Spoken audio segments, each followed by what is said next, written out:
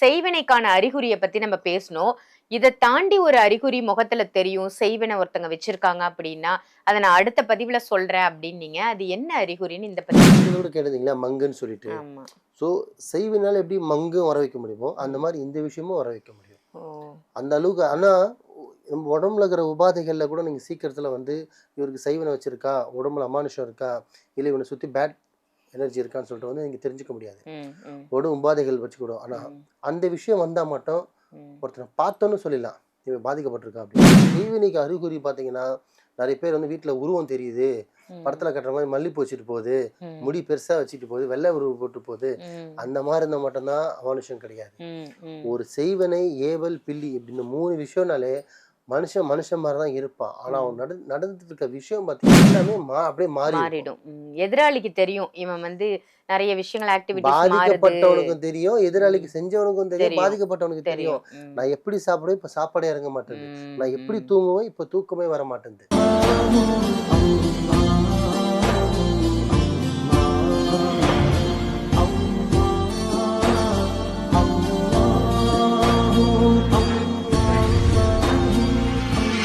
மருஜன்மை நேயர்கள் அனைவருக்கும் அன்பான வணக்கங்கள். புழல் காவாங்கரை ட்ரிபிள் எம் டவர்ஸ்ல இருக்கக்கூடிய மாலிக் பாய் அவர்களை தான் சந்திக்க வந்திருக்கோம். வணக்கம் பாய். வணக்கம்மா. பாய், நீங்க போன பதிவுல சொல்லியிருந்தீங்க. செய்வினைக்கான அறிகுறிய பத்தி நம்ம பேசணும். இத தாண்டி ஒரு அறிகுறி முகத்துல தெரியும். செய்வினை ஒருத்தங்க வச்சிருக்காங்க அப்படின்னா, அத நான் அடுத்த பதிவுல சொல்றேன் அப்படின்னீங்க. அது என்ன அறிகுறின்னு இந்த பதிவுல சொல்லுங்க. ஆக்சுவலி அது என்ன விஷயம்னு பார்த்தீங்கன்னாம்மா, நான் வந்து நெறைய பேருக்கு அத சஜஷன் சொல்லியிருக்கேன். ம், ஆனா சில பேர் வந்து கேர்லெஸ்ஸா எடுத்துக்கிறாங்க.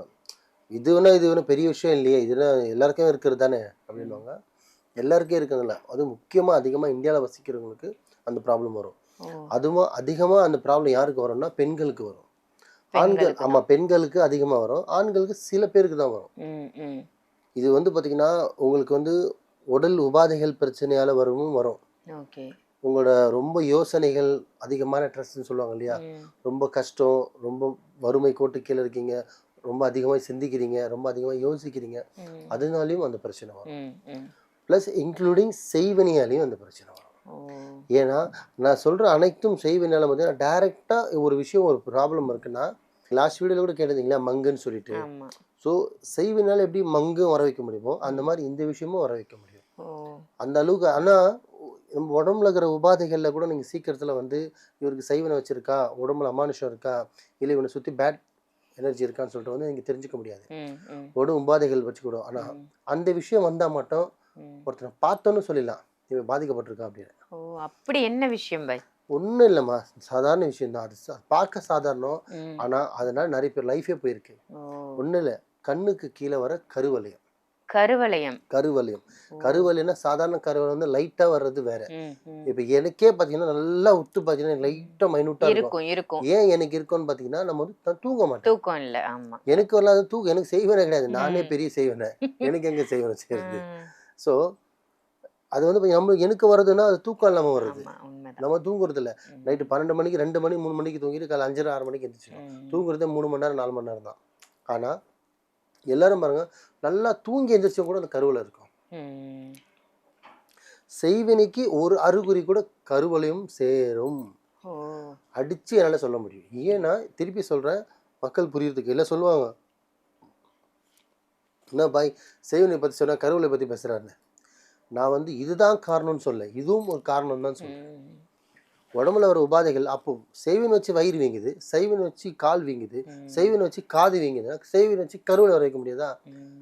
சொல்லுங்க. உண்ம, கருவளைன்றது உண்ம. என்ன? ஒரு மனுஷன் தூங்க விடாம வர்றது. ம். தூங்க விடாம வர்றது, சாப்பிட விடாம வர்றது, சிந்திக்க விடுறது, பழைய யோசிச்சு, யோசிச்சு, யோசனை. யோசிச்சு, யோசிச்சு, யோசிச்சு குழப்பங்கள். அவங்களோட யோசனைய பார்த்தீங்கன்னா, ரொம்ப தூங்காம ரொம்ப ஸ்ட்ரெஸ் ஆயி தலைய பிச்சுக்கிட்டு போற மாரி ஆயிடுது. ம். அப்படி இருக்கும்போது என்ன ஆகும்?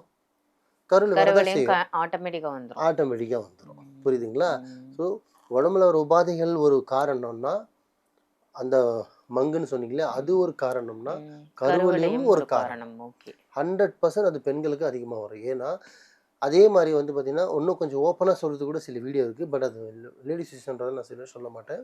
செய்வினைக்கு அறிகுறி பார்த்தீங்கன்னா, நெறைய பேர் வந்து வீட்ல உருவம் தெரியுது. ம். படத்துல காட்டுற மாரி மல்லிப்பூ வச்சுட்டு போகுது. ம். முடி பெருசா வச்சுட்டு போகுது. வெள்ளை உருவம் போட்டு போகுது. ம். அந்த மாரி இருந்தா மட்டும் தான் அமானுஷம் கிடையாது. ம். ம். ஒரு செய்வனை, ஏவல், பில்லி இப்படின்னு 3 விஷயம்னாலே மனுஷன் மனுஷன் மாதிரி தான் இருப்பான். ஆனா அவன் நடந்துட்டு இருக்க விஷயம் பாத்தீங்கன்னா ம். எல்லாமே அப்படியே மாறி இருக்கும். மாறிடும். எதிராளிக்கு தெரியும் இவன் வந்து நிறைய விஷயங்கள் ஆக்டிவிட்டிஸ் மாறுது பாதிக்கப்பட்டவனுக்கும் தெரியும், எதிராளிக்கு செஞ்சவனுக்கும் தெரியும், தெரியும் பாதிக்கப்பட்டவனுக்கு தெரியும். தெரியும். நான் எப்படி சாப்பிடுவேன், இப்ப சாப்பாடே இறங்க மாட்டேங்குது. நான் எப்படி தூங்குவேன், இப்ப தூக்கமே வர மாட்டேங்குது. நான் எப்படி சம்பாதிப்பேன், எனக்கு வருமானமே வர மாட்டேங்குது. ஹஸ்பண்ட் ஒய்ஃபோட நான் சந்தோஷமா இருப்பேன், எங்களுக்குள்ள இப்ப சண்டை வருது. எப்படி எவ்வளோ இருக்கு. என் வீட்டில் எப்பவுமே சாமான் சாப்பிட்டு நகை நட்டு எல்லாமே இருக்கும். 10 பைசா இருக்க மாதிரி யாருக்கு தெரியும்? இவரும் சுற்றி இருக்கவங்க தெரியுமா? தெரியாது. முட்டோர் வலிக்கு தான் வழி தெரியுற மாதிரி அந்த மாதிரி பாதிக்கப்பட்டவங்க தான் அதோட வழி தெரியும். எல்லாமே இழந்துருவான். செய்வினால பாதிக்கப்பட்டவன் வாழ்க்கையில் எல்லாமே இழந்துருவாம்மா. எப்படி உடலாலையும் பணத்தாலையும் மனதாலையும் இழக்கிறானோ அது மாதிரி பார்த்தீங்கன்னா அவனோட பர்சனாலிட்டியும் இழந்துருவான். அதான் செய்வினை. தயவு செஞ்சு மக்களே உங்களை கையேற்றி கேட்குறேன், செய்வினை பக்கம் போகாதீங்க. உங்களை அடிக்கணுமா, சப்பலை கட்டு அடிச்சிருங்க. ஒரு அடி கூட செவல் மேலே அடிச்சிருங்க, தப்பு இல்லை. உங்களை ஏமாத்தனா அடிங்க, இவன் தப்பு பண்ணுறானா தண்டிங்க, தப்பு இல்லை. ஆனால் செய்வினை பக்கம் போகாதீங்க. ஏன்னா ஒருத்தர் நீங்கள் நேரடிப்பாக அடிச்சிங்கன்னா அவன் அந்த நிமிஷத்தில் அவன் அடிப்பான், திருப்பி அடிப்பான், சண்டை வரும், பிரச்சனை வரும், முடிஞ்சிடும். அதில் பாவம் வந்து சேராது. ஆனால் ஒருத்தர் நீங்கள் துரோகம் பண்ணுறதுக்கோ ஏமாத்துறதுக்கோ ஒருத்தரோட அனுபவிக்கிறதுக்காக அவன் நம்மளை எப்படி பண்ணணும் அதுமாதிரி நான் பண்ணணும்னு நினைக்கிற மோட்டிவ் எடுக்கிற அந்த மோட்டிவ் கெடுதல் உங்களை சேராது, உங்கள் பிள்ளைங்களை சேரும், உங்கள் சன்னதி சேரும், உங்களோட வரலாறே போயிடும். அதனால் செய்வேனே செய்வேனே செய்வேனே இந்த வார்த்தைக்கு போகாதீங்க. முடிஞ்ச அளவுக்கு நல்லது பண்ணுங்கள். உங்களை அள்ளி கொடுக்கும்போது அட்லீஸ்ட் கிள்ளி கொடுங்க. நீங்கள் நல்லதே செய்யலாலும் பரவாயில்ல, கெட்டது செய்யாதீங்க.